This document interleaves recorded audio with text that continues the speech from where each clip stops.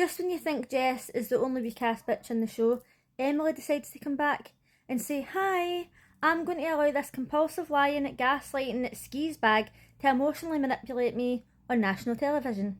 Stranded on Honeymoon Island, episode 11 and 12, this is the final vows and the final couples cove. I decided to put these together because I didn't have that much to say about the final vows. We had Bree and Byron, and at the start of the season I thought that Byron was such a nice guy. As it went on, I started to realise that he's a bullshitter. I didn't like the way he acted to her online dating profiles, and from then it just went downhill. In Friends and Family Week, he told his dad that he wasn't really feeling things with Brie and that there wasn't a spark or whatever, but he didn't think to tell her that. He carried on kissing her, carried on acting as if everything was all fine and well, totally blindsided her. So she went into these vows thinking, oh, everything's great, I've let down my walls, like this is the first time I've ever been vulnerable. And he shuts her down. Now, you can't help how you feel, but like she said, he had days before to express how he was feeling, and he was just acting as if everything was normal. No, can't stand him. And he had the absolute audacity to tell her that she wasn't ready for a relationship. He can't even have an honest conversation with people. And then when he says, I know it's hard to hear this, but it's even harder to say it, I was like, Byron, fuck off. Emmanuel and Danny, when they went into their vows, I thought everything's going to be all fine and well, but obviously they had to edit it to make it look dramatic. And when he told her that he loved her, and she's just like as if she wasn't going to say it back. And I'm thinking, why is she acting like that? She obviously loves him back. But everything turned out for the best. Chad and Georgia, well, the editors went all out on this one. Since Friends and Family Week, they've been making out as if he's a shitebag and he's just going to bolt, and then he's going to use his mum and his sister as an excuse, and I was like, oh, here we fucking go, man. Here we go. And he's like, oh, she doesn't know, like, how much care my sister requires and blah, blah, blah, and I was like, do you know what? Fuck off. You should have thought about that before you went on the show. However, when it came to the final vows, he was like, this is your out, this is your chance to go, but I'm here for you and I want to be with you. And I was like, oh my god, the editors got me good on that one. This was the only picture that I could find of Amy and Hayden, but I thought that he was going to run for the hills because she was love bombing him, and she was like, oh, I think you're my ideal man, and he's like, I think she's romanticised this a wee bit. She's needing to chill out. But again, it all turned out for the best. Well, at the time it turned out for the best. I've got an update about that at the end of the video. Then we had Jess and Sam. At this point, we knew that she had spoke to her best friend. She'd finally opened her fucking eyes, and she was going to go in there and tell him that she wasn't interested. So I was like, yes, finally. She's seen the light. Then it was time for the final couples cove. Jess showed up looking absolutely stunning, confident. She's like back to her old self, and she's like glowing, right?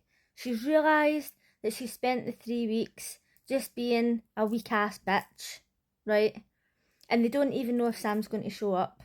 She was speaking to the girls and she was saying, the girls actually had my back. They were telling me all along what it was like, and I was shrinking down for him, and I wasn't being my full self. And it was so great to see, right? It really was. But it makes you wonder, if her best friend hadn't have intervened and made her actually open her fucking eyes, how long would a situation like that last for her in real life? And it also just goes to show you that you can have 1,000 people telling you, you're wrong, open your eyes, look at this is reality, and you're just totally blind to it. And it just takes that one person to make you see, hold on, if this person is seeing this, and this is what everybody else has been telling me, then this must be facts. And thank fuck for her best friend. Her best friend is the sort of best friend that can save lives, because I would have went in there all guns blazing. I'd have been like, you're a fucking weak ass bitch, you need to open your eyes. And you know what, like, that isn't always the right approach, because it's very harsh. Whereas he sat down with her and he was like speaking to her gently, like, you know, maybe he's not the one for you. And it worked.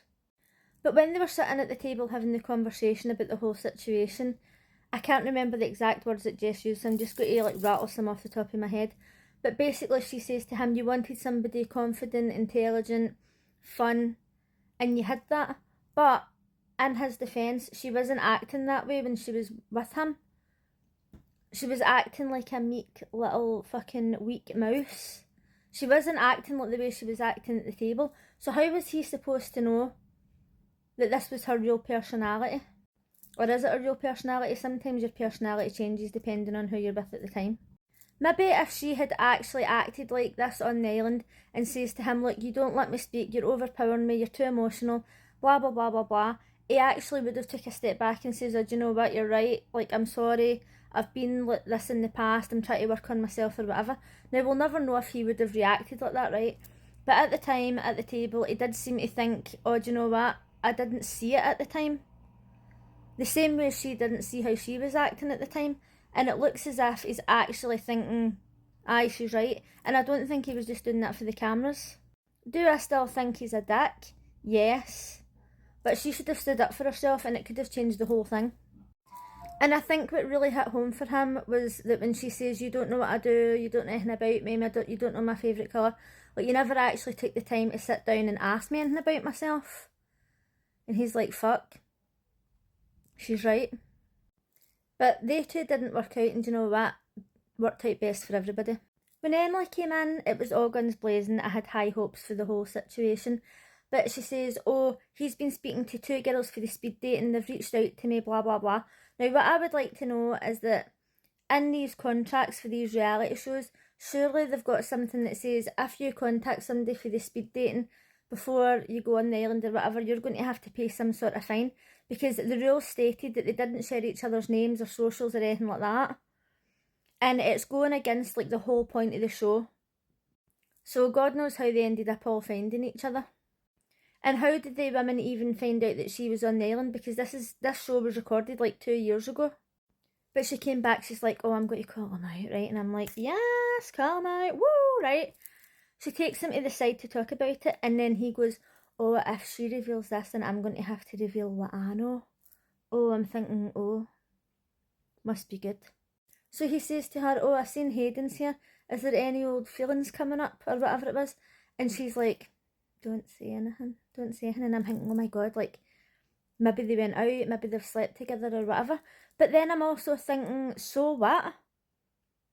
If you were friends with Amy, you'd go, oh my God, man bun, oh, I used to go with him, or I've went out on a date with him, or like whatever, right? It's not a big deal. So I thought it must be something like really dramatic, right? For her to want to keep this a secret.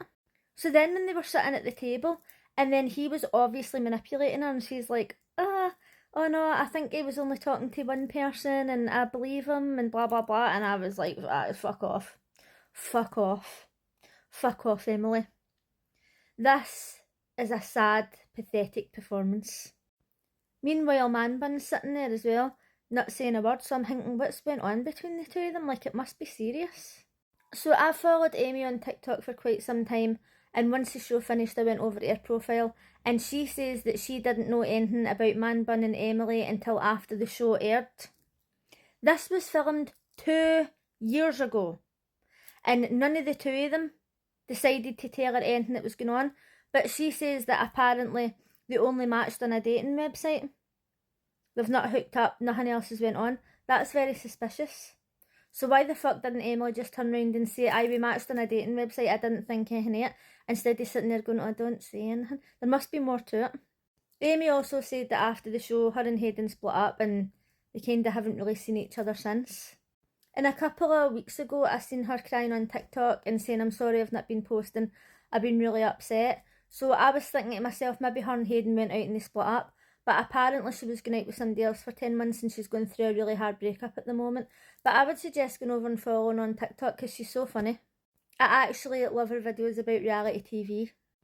And even though her and Hayden didn't end up together, she says that she absolutely loved being on reality TV. People were also on her videos saying, oh, you should give it another try with Mike, and she's just like, no. But anyway, let me know what you thought of the entire Stranded on Honeymoon Island. For me, Amy made the show.